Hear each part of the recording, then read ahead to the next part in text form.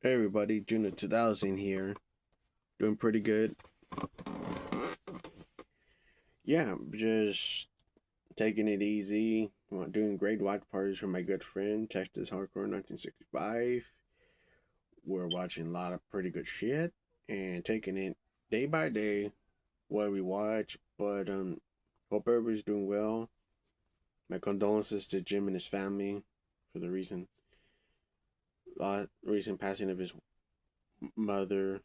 God bless her soul and may she rest in peace in heaven. A lot of us should love our mothers and always be there for our parents, especially when you have that in The Exorcist with Demi loving his mama. Always have that in your heart all the time. But my condolences to Jim, his family, and there's been recent passings of celebs lately. Like we lost Walker, Texas Ranger, Chuck Norris. We lost James Tolkien, Strickland. Yeah, we lost Strickland, and from Back to the Future, there we lost plenty of other people, especially Paul Bearer's son from WWE. Paul Bearer's son passed away. But yeah, it's been really sad that we've been losing a lot of people. And my hearts go to their families. But my now video is a haul video. It's not a big one because I didn't buy a bunch of stuff. Definitely want to save up for getting some good stuff. Especially I want to definitely pick up the Salem's Lot 4K from Arrow Video. But got some pretty good stuff here. Hope everybody is doing well. Haven't seen recently new movies lately. Like the last time I saw was just The Bride, and then I saw 20 Years Later. I haven't seen new stuff lately.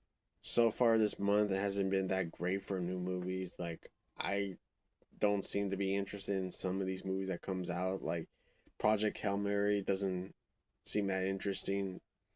Kind of just reminds me of just like a same. It just looks like a carbon copy of Spaceman with Adam Sandler, which I prefer that over Project Mary, even though I haven't seen Project Hail Mary. But it just kind of looks like the same premise. Like to me, I thought Spaceman did that better, and it was rated R. It wasn't PG-13 plus 5 rating. There's some other stuff too, but they're not interesting. I might go see Spider Man for shits and giggles, but whatever. But the one I definitely would like to see in July is The Odyssey.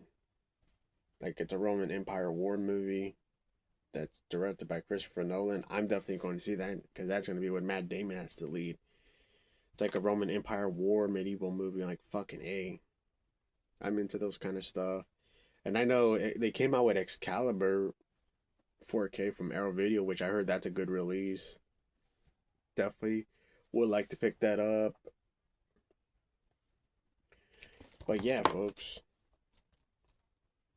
let's get to the video.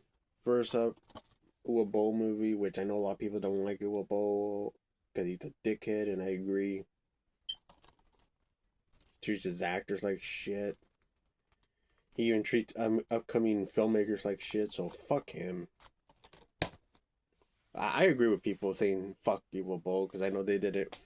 Fuck Uwe Boll documentary about talking trash about him. He deserves to be talked trash because he's such a prick too. He talks down about a lot of people, even like upcoming filmmakers that are doing short films or indie films. He talks shit about them and treats them like crap. Even my friend in Texas said that he treated this person like shit. I'm like, fuck him. Uwe Boll is an asshole, practically a dickhead filmmaker. And but I did see this movie months ago, and I thought it was a pretty good Uwe Boll movie, even though most of his movies are jack shit and horrible. But I do enjoy Rampage. I do think that's his best movie. But this one, I do think it's his second best movie. In Assault of Wall Street with Dominic Purcell from Prison Break and Blade 3, Trinity. I thought Dominic Purcell did a good job. Showed a lot of emotion, a lot of rage in his performance. You get in depth to his character because it is a bit of a slow burn, but it's not like a 2 fucking hour long movie. Which it's an hour and 28 minutes, so it's a short film.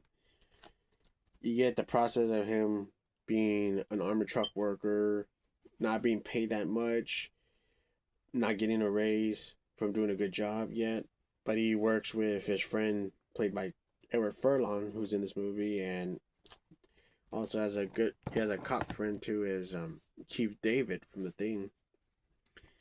So the movie follows Dominic Purcell, his and his wife, where his wife is getting treatment for cancer as she's getting treated, but the treatment had to be canceled after they couldn't afford to get medication for her treatment, and especially more treatment for her. So they had to like couldn't afford to get that. They were in debt for a lot of money. The pension pretty much fucked him over. Then he gets a lawyer that's played by Eric Roberts, but he was like a shady fucker and just pretty much screwed over Don Purcell and just took his money. And says, "Oh, if I'm gonna help you, you gotta pay me more money." I'm like, pretty crooked ass lawyer just fucked him over. And even like the wife is not a bitch throughout the movie, which I appreciate that when they do it. When the wife is not a bitch, because usually in these kind of situations they gotta have the wife be a bitchy. But I like that the wife is supportive of him, cares for him, even though later in the movie she does get emotional, thinking that it's my fault. I'm the reason that you're in this situation. He says, "No, you're not." And then later on, when he's in work, after he got fucking fired, because they noticed that, hey, you're in debt. You're a good worker, but you're in debt, and we found out that you're in debt of a lot of money, and we can't have you working. But here's your salary. Here's your last paycheck of a lot of money. I think his last salary paycheck, and you could tell he's emotional. He's like really sad that he lost his job, and they just let him fucking go. And that's a part where his wife was really depressed, and she off herself, and it pushes him to a limit where he wants revenge on the Wall Street people, and he does that. Without spoilers, it's free on YouTube, folks. It's a pretty good movie. It's not that long. If you don't like a Will Bowl movie, just skip it. But for a action, for like a pretty good, pretty good thriller movie, it's a really good movie. I thought Don Purcell did a good job. And you also got some good actors that he's co-starred with in the film. You got John Hurt, you got Eric Roberts, Eric Furlong, Chief David. But yeah, pretty good, solid movie. Next one I picked up is In Bruges with Colin Farrell, Brendan Gleeson, and Ralph Fiennes. This is a pretty solid like hitman kind of like comedy, dark comedy movie with Colin Farrell and Ralph Fiennes and Brendan Gleeson playing hitmen that are hiding in Bruges, Belgium. Because I guess they're trying to get like a hit on, but there's some twists and turns of it which I don't want to spoil for anybody. But this is actually entertaining movie. I thought this was a pretty good, solid movie. I went this blind by watching it. Like before buying this Blu-ray, I was blind by watching it online so I could see how this movie was because I never saw this movie. I was surprised by this movie being pretty good. I did enjoy this film. It has like a vibe of like a mixture of a bit of Edgar Wright and Guy Ritchie. Like I'm surprised Guy Ritchie never directed this movie because it feels like a fucking Guy Ritchie movie. Like the vibe, the cursing, the attitude, the way it's filmed, it just feels like a fucking Guy Ritchie vibe movie. Like it's like a vibe of Snatch. Because it is a very violent movie too. Because it is part of a dark comedy too with it. Because it has some twisted sense of humor, but it also has like really some brutal shit. Because it's also rated R for strong bloody violence, and it's a pretty good movie. And also you got three actors that are in the Harry Potter movies, which is kind of ironic. Especially, well, Colin Farrell, the only one that he's not in technically in the Harry Potter movies, but he's in the spin-off. He's in the prequels, which is the Fantastic Beasts movie. And then you got Ralph Fiennes, who's Lord Voldemort in the Harry Potter films, and then you got Brendan Gleeson, who's Mad Eye Moody in Harry Potter. But yeah, this is a pretty off the wall, funny, entertaining movie, dark comedy film in Bruges. I'm surprised this was not a Guy Ritchie movie because this has a lot of fucking Guy Ritchie vibe already. Even Edgar Wright comedy vibe around it. But it just feels like a fucking Guy Ritchie movie. I recommend it if anybody has not seen it. Then I got $5 Blu-ray at a piece of shit Walmart, but I got The Running Man. I saw the remake there. I think the remake sucks. And it's $27 where I got this for $5 and you know what, I'd rather rewatch the original and I don't have a Blu-ray copy of it. And besides, fuck it. I'm a fan of this movie. Do enjoy it. Huge fan of this one. Fuck the remake, because to me I think the remake is horse shit. It doesn't have features because nobody did want to do features with this movie because Arnie hates this movie. And of course, fucking Stephen King hates this movie, which I disagree. I do think the remake is horse shit, but this one is much better. And then I got the classic Shining, which is another Stephen King movie that he fucking hates. I disagree. I do think this is better than this piece of shit miniseries that was garbage. And The Shining is a masterpiece with Jack Nicholson, Shelley Duvall, Danny Lloyd, Scoutman Crothers. And I thought it was a good movie. Stanley Kubrick kind of said, fuck you to Stephen King. I'm doing my own version. And yeah. A lot of disturbing, crazy shit. Batshit insane performance by Jack Nicholson. Especially the poster. The Here Johnny moment. Great movie, man. Great film. I know there's Doctor Sleep. I'm not a big fan of Doctor Sleep. I know a lot of people love it. I didn't care for it. I do think it's an overrated movie because a lot of people prefer that over this, which I disagree. But people love it, which to each their own. If people love Doctor Sleep, I just didn't care for it. I know a lot of people love it. It's just the story didn't blend well for me. I just thought it was a boring movie. It got too long. I didn't really care for the vampire villains, especially the lead girl. I didn't villain lady. I don't know what the fuck her Mad Hat lady was. Didn't care for her. I would have liked it if it was just Ewan McGregor and Cliff Curtis that were just the main characters to follow in the movie. I think that would have been a better film, but I hated that the Cliff Curtis gets killed halfway into the movie, which I thought was bullshit. But I prefer this one. I prefer The Shining. Because I still think it's a masterpiece. And then fuck Stephen King. Because he thinks that means a piece of shit. No, your miniseries is a piece of shit. And I got Little Nicky, which is another movie that people hate. They hate Little Nicky, which for some stupid reason, but they think he's annoying. But no, The Water Boy's annoying. I like this one more. I grew up with this movie. I do think it's a fun film. It's a Shit Factory release, which I know Shit Factory sucks because they're lackluster new features and their bullshit release. But this was for $9 at piece of shit Walmart. I'm like, that's a fucking steal. It's an upgrade over the DVD, and I'm happy to own this. It has a 2K scan, interpositive scan with a new master. Yeah, good picture quality. I'm definitely happy to own this Blu-ray. And then the next one I got is one of my favorite remakes of last year. Well, technically I'll put it this year because last year was Toxic Avengers remake, but this one was a good remake that I saw this year. But I know technically it's a 2025, but I'm gonna count it as a 2026 film. It's the Silent Night, Deadly Night remake. This was really fucking good. This is a movie that I was happy to see on Look Movies and just have a good time watching it.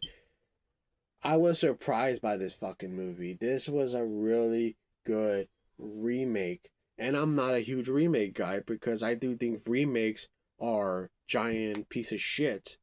Especially when they remake it and it just seems like an iffy remake. Like they put bad actors, they put bad stories, they change storylines. It's like they said they did that they did that shit in the My Bloody Valentine remake, which I hated that fucking remake. Or the remake of Prom Night, which is a piece of shit remake with a bad villain and a waste of Idris Elba. And April Fool's Day, don't get me started of how fucking bad that movie is. That's automatically bad, especially when you see that fucking poster. That is the sign that you know this movie's bad. But this is a remake that's pretty good. I would put this up there with the Hills Have Eyes remake, the Evil Dead remake, the Friday 13 remake, and plenty of other pretty solid remakes that are out there. This is a really carnage movie. Technically, like Big Carnage, not too graphic like Terrifier, because it's made by the folks that did Terrifier, but it's still a good movie. I do enjoy the Silent Night, Deadly Night remake. It's really fucking good, and I did had fun with it. I thought this was a better performance by Colin Campbell. Was it Rowan Campbell, who played Corey in Halloween Ends, which I thought that was a piece of shit, and I didn't like his role in that. This was pretty much like the love letter of Halloween Ends, where hey, we know that Halloween Ends pissed people off. Let's do a better performance for Roy Campbell, and they did a better job. They wrote his character better here, and I like Billy. I thought Billy was very likable in this movie. I do think the relationship between him and his girlfriend, that's played by Ruby Modine, who's Matthew Modine's daughter, she does a good job. I like the romance better here than that fucking romance that he had with Allison, which was a half-ass piece of shit Twilight bullshit. They have it here, and it's not like condescending. Oh, let's do a Twilight bullshit. No, they don't do that crap. They do have a good relationship. You have chemistry with them. She's even a good character too, because she even protects her brother from a bunch of shithead bullies that calls him names and says awful shit. So she pretty much threatens them and even curses at them, like, which is pretty cool. And her character's likable. And Billy's likable too. And they do an interesting thing where he has his voice that talks him and tells him, "Hey, do this and do that." Which I don't want to spoil for anybody that wants to still see the remake. I recommend it. It's pretty good. A remake that did surprise me, even though I don't really much like care for remakes because they pale to the original. But this was really good. I do think it was even better than that 2012 reboot, Silent Night, which had no relations to Silent Night, Deadly Night, but it was part of the franchise. And is even listed as part of the franchise. But I do think it was better than that movie because, for one, I do think you got a better lead. It's just I didn't really buy Jamie King as a sheriff lead. Like they could have gone that role to maybe they should have gave that role to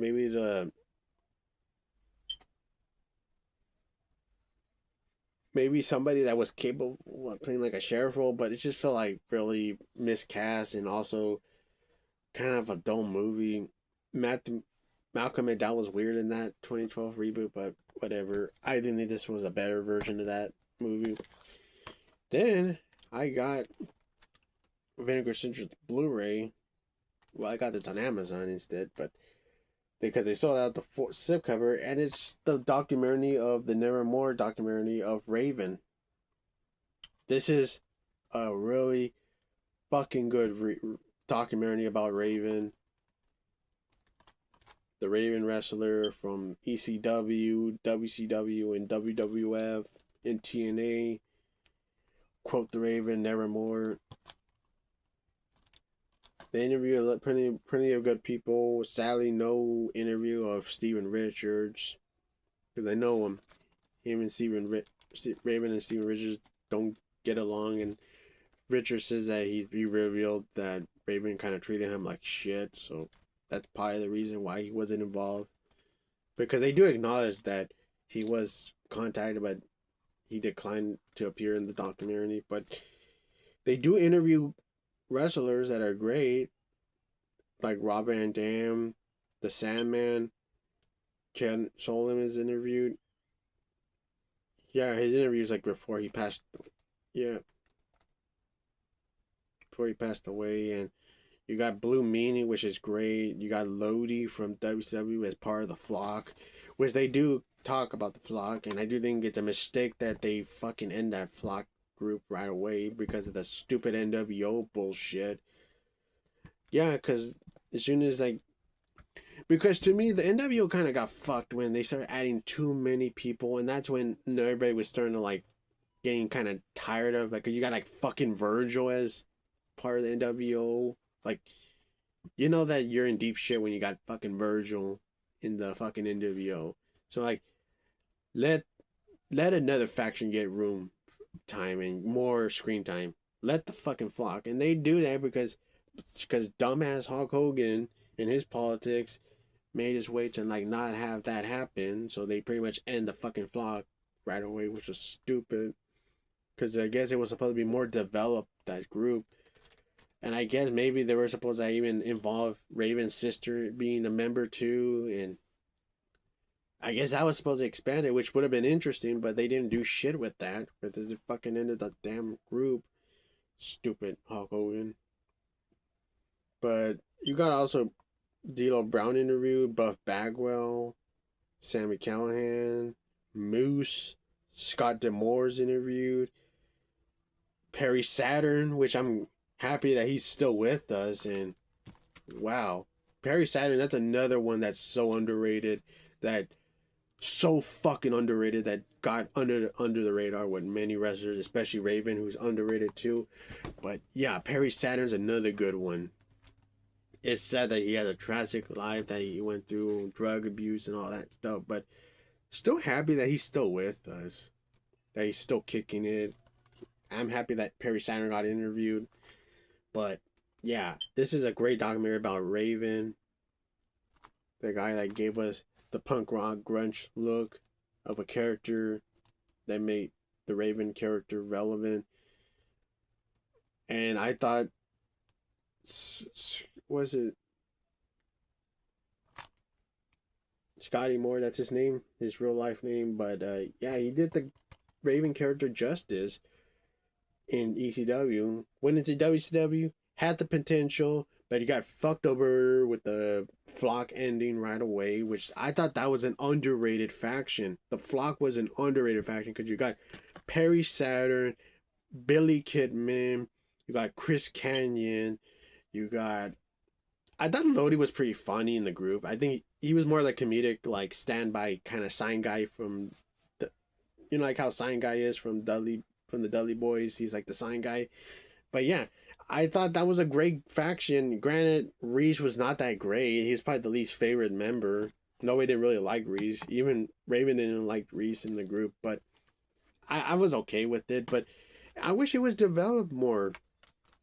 Because you could have gotten Chastity in the group. Like, that was supposed to... I guess they were supposed to develop her to be more in the group. And, of course, they ended the fucking storyline, which is bullshit. Because stupid Hulk Hogan and the NWO bullshit fucked it up.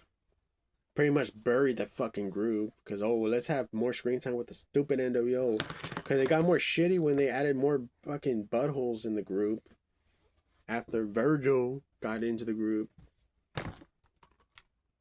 and everybody was getting kind of bored of it. Like, nobody gives a shit. Let that fucking group in and just let's have a new heel faction group take over WCW. Let the Flock develop. And no, then that didn't happen. Then they got screwed over. Raven got screwed over. Then they fucked up his storyline where, oh, he's revealed to be a rich boy. which I thought was stupid. That kind of fucked up the storyline. And also when he goes back to ECW for a brief time, then he goes to WWF. They don't do shit with him in WWF. Like, what the fuck? And instead, they put him in the hardcore title, which is cool. He had some cool matches, but they didn't do jack shit with Raven. They didn't give him even. They didn't even give him promo time to make his do his promo Raven promos that he does, that are so badass. So they pretty much like wasted him, throwing a mid card throwaway storylines with hardcore titles, which hardcore title matches were great, but at time you could tell Raven was kind of pissed because he wanted to do more like get into like a storyline, but they didn't do jack shit with him. Like, it would have been cool with him and fucking Undertaker have like a WrestleMania match, but they didn't do shit with him and Undertaker. Instead, they gave him and Undertaker a stupid throwaway jobber match where pretty much Undertaker just beat the shit out of him, pretty much made him look like a joke, which was bullshit. They could have had a good storyline WrestleMania match that would have been so badass. And good storyline with having Raven do these badass promos against The Undertaker.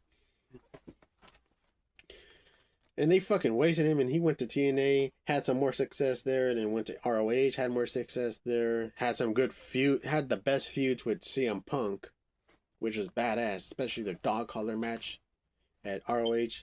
Fucking cool. But yeah, Raven, he right now is retired. Sadly, he's dealing with Parkinson's disease, which is really sad.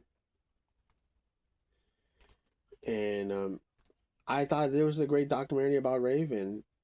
Granted, I do think it's disappointing that Steven Richards was never interviewed, but I still think this is one of the best documentaries that I saw this year. Great, and it made me it excited me because I wanted to see it again. I did see it a second time, and it was so fucking great as the second time seeing it on Look Movies that I immediately bought this because it was so good. Definitely good.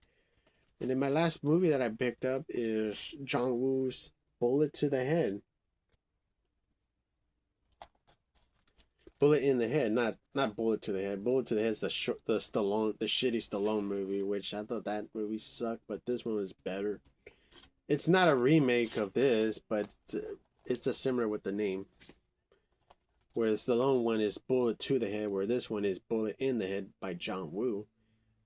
About three friends that get into deep shit, especially one of them gets into deep shit by killing a gang member, and then they have to leave. They leave Hong Kong and go through Vietnam, which the Vietnam War was happening at the time, so they get into like these they go through like violent riots that happen, executions that happen, and then they're led by one of their helpers that helps them, and they have to help and save this girl that's like involved in enslavement by Vietnamese gangsters that are having her be a slave and be singing in their club, and then they take her out to escape, but she sadly gets wounded in the action by the boss, and so they're pretty upset about that, and they have to escape, and they're on a boat, and they get captured by the Viet Congs, and they're pretty much told to like execute soldiers and Vietnam civilians, which is like disturbing shit when they execute people in this movie. Like, this is definitely the more darker movie from John Woo's filmography. Like, this is definitely one of his more darker movies. Like, not one of his more badass action movies, like kick-ass movies like Broken Arrow or Hard Boiled or The Killer or Hard Target. Because Hard Target's like those, like Hard Target, Hard Boiled, those are his kick-ass bangers, especially Face Off. But this, like, they have like good fun moments to it. But this one never has no fun moments. It's more like his dark, depressing movie. But it's still like impactful. Like, it gets you gut wrenching because they don't fuck around with the violence. Like, they show you a lot of carnage in this movie. Like, John Woo doesn't fuck around with the censorship. Like, he shows a lot of carnage in this movie, and some of the stuff is disturbing, man. A lot of like executions that they did during the Vietnam War, which is pretty sad and disturbing. But oh my gosh, this is definitely the most disturbing and the darkest movie that John Woo has ever made, and it's really impactful. And you gotta see the name closer. It's bullet in the head, not bullet to the head. No relations to the Stallone movie, which I didn't care for that movie. That's one of my least favorite Stallone movies, but it has no relation to that. But this is John Woo's movie, and definitely really good movie. It's probably Shed Fat 3 because I know this is the release. They do include features for the two Blu-rays. The first one being 4K, and the second being Blu-ray, and then the third being the features and including a festival cut of Bullet to the Head. And of course, you get like an alternate ending that everybody remembers. The alternate ending in the boardroom compared to the different action-packed ending in the theatrical ending. But you get some new interviews with some of the cast from the movie, especially John Woo himself is interviewed, which is badass. And I'm a big fan of John Woo's movies. I love Hard Target, Hard Boiled, The Killer, Broken Arrow. Broken Arrow is a more underrated movie. And I do think Christian Slater and John Travolta are great. And of course, Face Off is his best movie. That is a fucking ass kicker, rocket, action packed movie from the 90s. Back when 90s movies kicked a lot of fucking ass. I would say this is a bit of action too, because there's a lot of action shootings in the movie. Like, they're shooting bad guys, they're going through the war, shooting a lot of. There's even actions.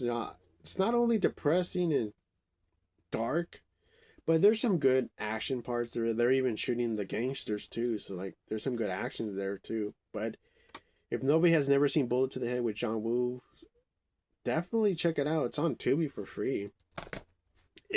I got that movie, man, because I saw this sold out, but when Amazon put it back in stock, I was like, fuck it, I'm not gonna let that sold out, so I'm gonna buy it, and got it.